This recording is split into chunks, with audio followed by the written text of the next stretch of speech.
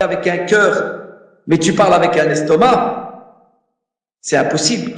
Ce que tu vas lui dire, ça va pas, parce que lui, c'est son estomac qui compte. Quel diplôme il aura, quel argent elle aura, quel avenir elle aura. Qu'elle se mette toute nue et qu'elle n'ait pas de pudeur et qu'elle a...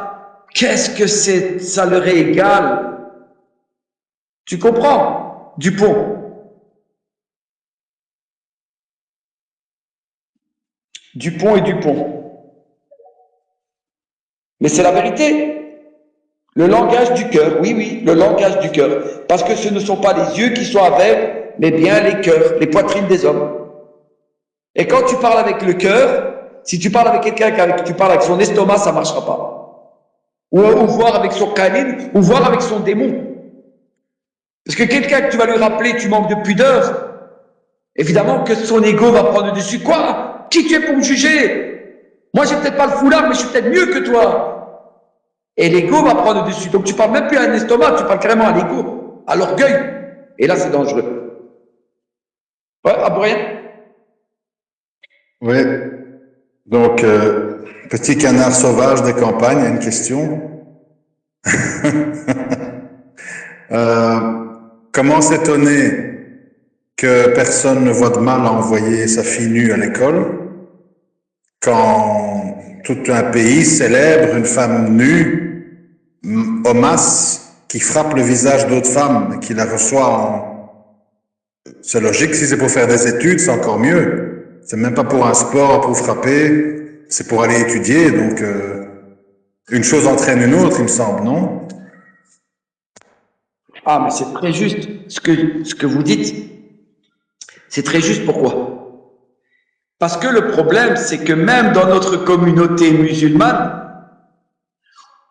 dans les gens qui s'affilient à l'islam, ils ont déjà, en sachant que le diable existe, ils ont décidé, et c'est même encore plus dangereux que les mécréants, parce que les mécréants, qu'Allah les guide, ils ne savent même pas que le diable existe.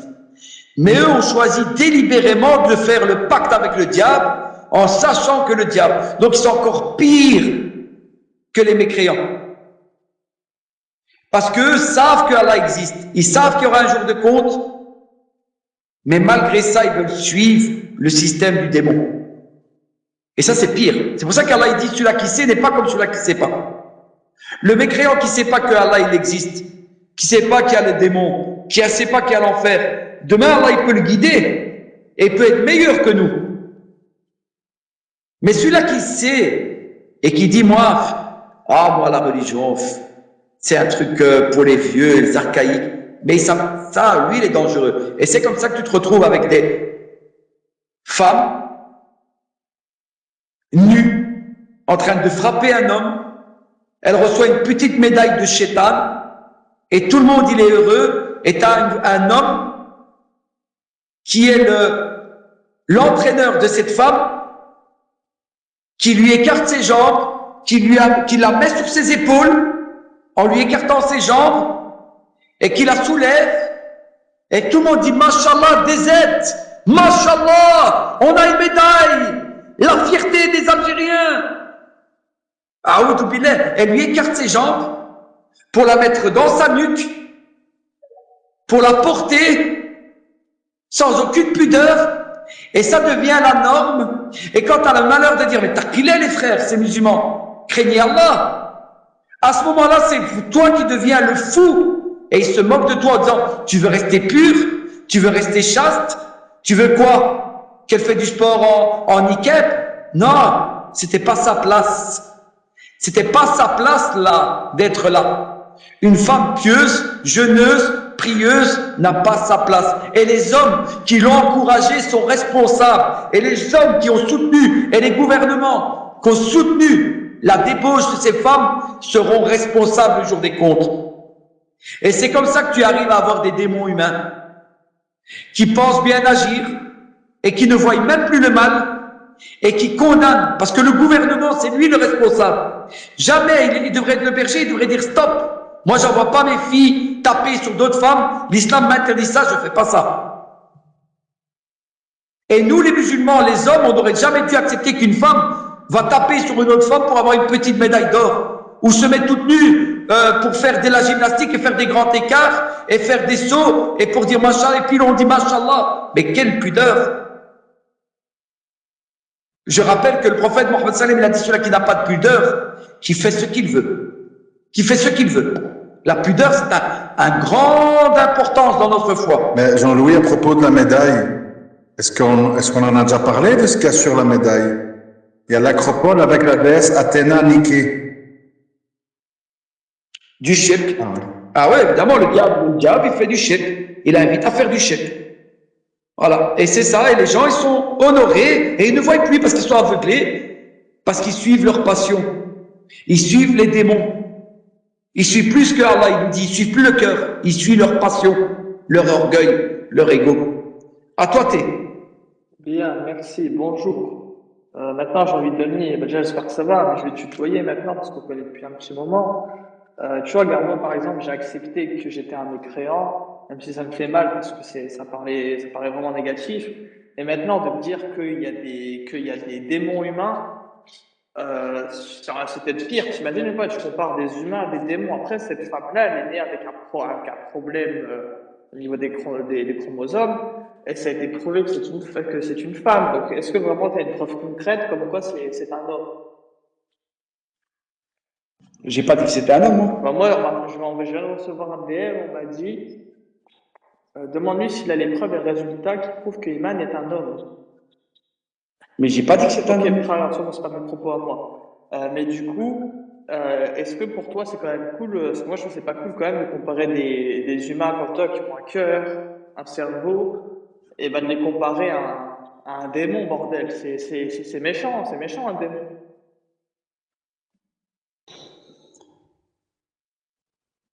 Genre, j'imagine, moi demain, je dis, ouais, Jean-Louis Denis, c'est un démon, tout ça. Tu vas faire, wesh, il est malade celui-là. Donc, c'est pas cool. Entends mes propos, Jean-Louis Denis, de la part d'un mécréant. Ouais, tu peux. Ouais, tu peux descendre.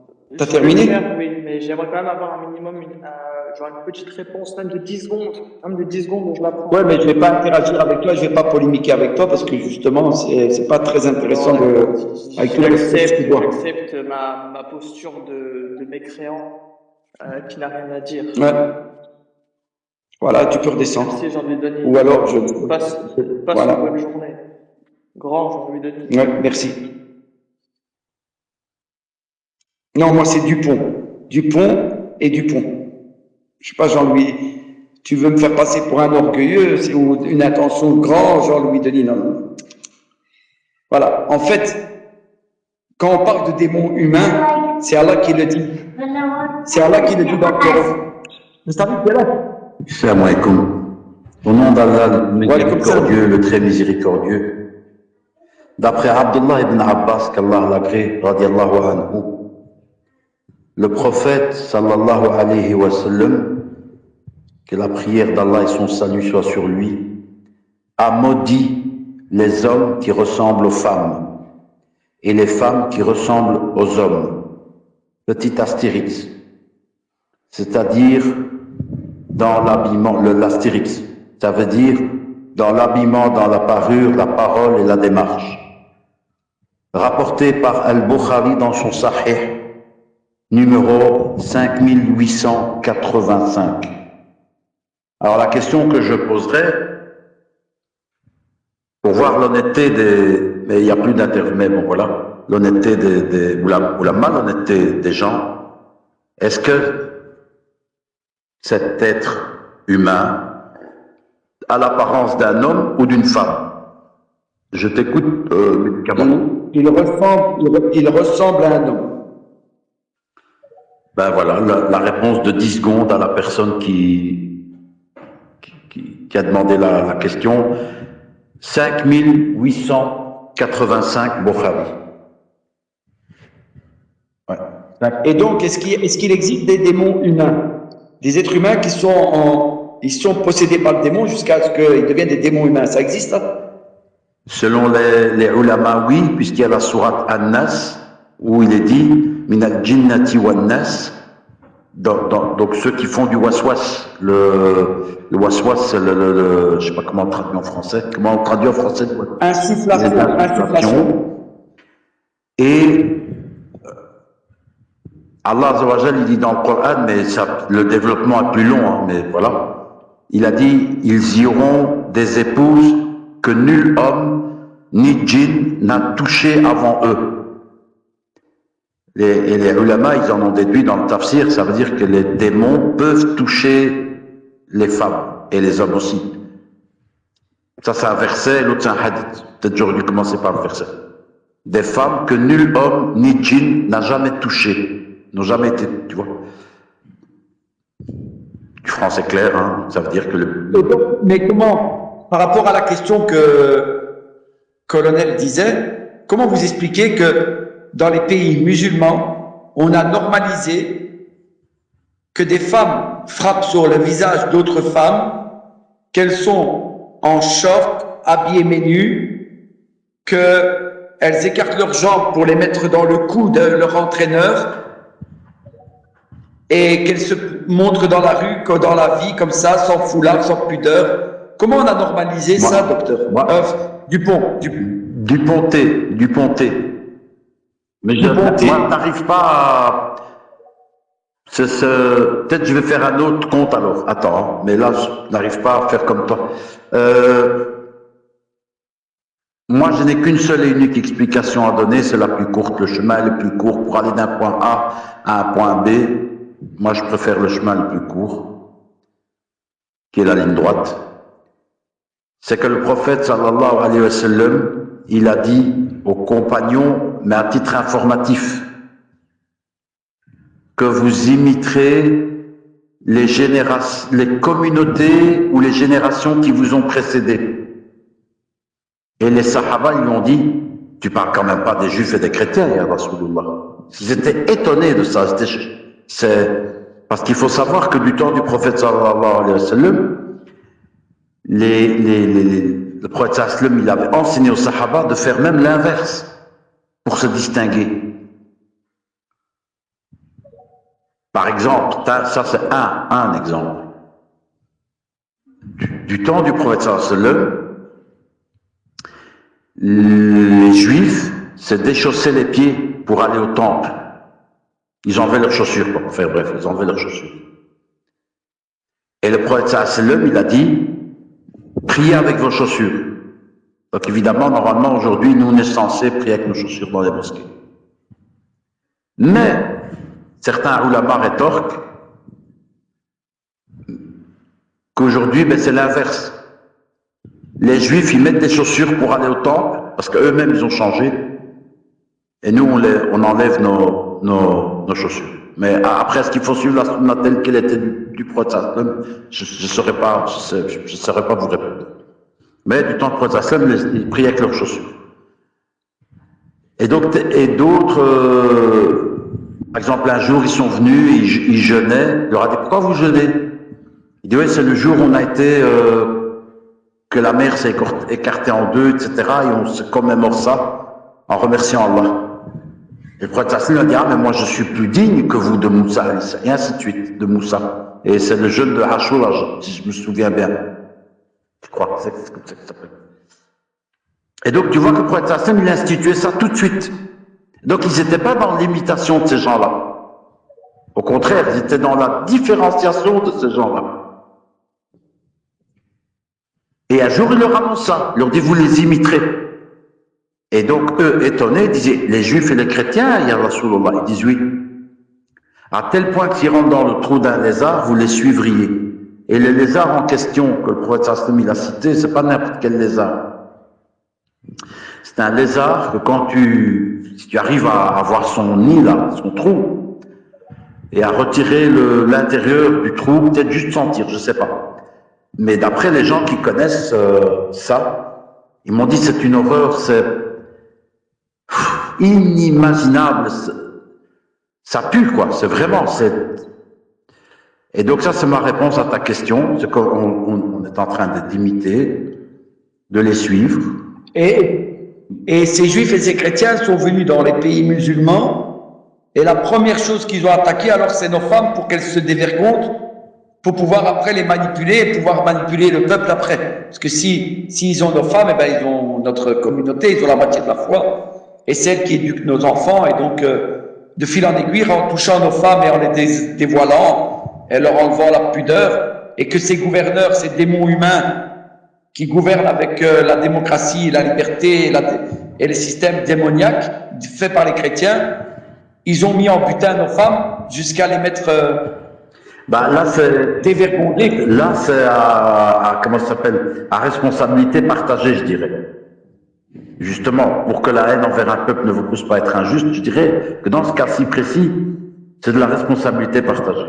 Parce que dans ces pays-là, après, moi, je suis pas spécialiste. Franchement, l'Algérie, je pourrais en dire très peu de choses. Mais si, ce que je pourrais en dire, c'est ce que voilà. Ils ont plus subi du colonialisme français que le Maroc et la Tunisie. Par exemple, un Algérien, il peut pas parler sans mettre du français dans ce qu'il va dire. Ce qu'un Marocain ou un Tunisien peut faire. Un Algérien, c'est quasiment impossible. Il va mettre du français dans ce qu'il dit. À cause justement ils ont été 100, je sais pas, 160 ans, je sais plus combien. Plus en partant, ils ont laissé des marionnettes à eux, etc. Mais je dirais malgré tout, responsabilité partagée, parce que de ce que je sais, tu n'es pas obligé de mettre ta fille à la boxe. Tu peux essayer quand elle est petite de la féminiser, parce que tu vois t'as des yeux. Je veux dire, avec ce qu'on mange, je sais pas comment ils font, je sais pas comment ils procèdent. Est-ce que c'est des gènes, est-ce que c'est, tu vois? Mais tu peux leur faire des postures, pour un garçon, petit mec, et pour un fille, petite fille, quoi, tu vois. Donc ça veut dire que sans doute depuis petit, je ne connais pas l'histoire, je ne sais pas, j'imagine qu'on a dû la laisser mettre des pantalons, que machin, que, tu vois. Et là, il y a une responsabilité avec un grand Allah, mais voilà, moi ce que je pense sincèrement, il y a une responsabilité des parents et de la société, parce qu'on ne t'oblige pas à homasser ou à féminiser tes enfants. Je ne sais pas si tu es d'accord ou pas, médicament. De la responsabilité partagée, je parle. Hein. Ouais, tu as raison. Colonisé parce que colonisable, en fait. Oui. Parce que je veux dire, lui, le papa là, qui l'a obligé à faire ça? Mais il ils étaient dans la misère et il voulait que sa fille réussisse pour voilà. nourrir Ça, on le sait, la misère, c'est si ça aurait été un homme, on lui aurait tranché la tête. Elle peut ramener jusqu'à la mécréance, quoi, jusqu'à le meilleur du monde. Oui, la misère. Qu'elle la méprisait. Parce que il y a un prédicateur, lui je lui donne le nom de prédicateur, qui a un concept de couvre de nécessité. Le couvre par nécessité. C'est-à-dire? Comme l'exemple que tu viens de donner là. Il dit des fois le musulman peut être amené à faire du couvre par nécessité. Je ne vais pas dire son nom, mais il est relativement connu. En francophone, sur francophone. Mais je ne sais pas dans quelle vidéo ou c'est moi qui discutais un jour avec quelqu'un. Ouais, mais tu sais que il a développé un concept de couvre par nécessité. Qui selon lui ne fait pas sortir de l'islam, quoi, tu vois.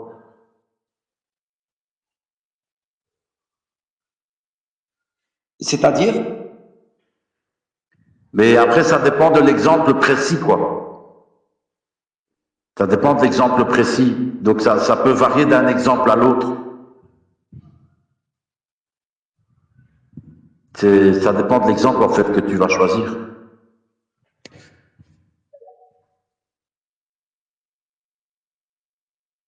Je comprends pas très bien. Couvre par nécessité. Tu parles de la règle de moindre mal, j'ai pas compris. Non, en fait, c'est comme s'il dit, si dans un État, il pratique une sorte de justice sociale, qui donne, par exemple, qui donne au papa de la boxeuse Selon le niveau de vie du pays, moi je sais pas ce combien, allez, à vue de pif, je crois, je pense, pas me tromper, je pense qu'on va dire 500 € par mois, en entendant qu'il a rien, quoi, tu vois. C'est un truc social, un CAF, un KIF, un RFA, RFI, RSA, je ne connais pas les noms, quoi. Un chômage, quoi. Une CPS, appelle ça comme tu veux. Un revenu en attendant qu'il a rien. Et que malgré ça, il va faire ce qu'il a fait. Là, il est vraiment, il est pas kafir, c'est pas ça, mais il est, voilà, il est mal barré parce que c'est lui qui est responsable à plein, quoi. Par contre, s'il vit dans un pays, mais je te dis, imaginaire, moi je sais pas, peut-être qu'il reçoit un petit quelque chose, je n'en sais rien, c'est un exemple, j'essaie d'inventer en direct. Mais s'il y a un pays où tu reçois rien, tu reçois rien, et il n'y a rien, et tu dois te débrouiller tu vois, de tes propres trucs, quoi. Et que tu fais comme ce qu'il a fait lui, après ici, est-ce qu'il y a du coufre ou pas, moi je ne sais pas. Mais que si ça mène au coufre, ben lui, il appelle ça le coufre par nécessité. Ah, je vois. En fait, tu peux, comme un peu comme tu peux faire du haram si c'est parce que tu n'as pas d'autre solution. Oui, c'est ça. Il dit parce qu'il n'y a rien. Il dit par contre... Là, en fait, les interdits tombent quand tu es en cas de nécessité. C'est ça. Et lui, il est de cet avis-là par l'ahma, pour Saouma. Évidemment, moi, je n'ai pas... Je ne sais pas te dire si... Voilà, mais il a développé ça. Et c'est vrai que... Par exemple, toi, tu m'as raconté que tu connais un endroit où tu peux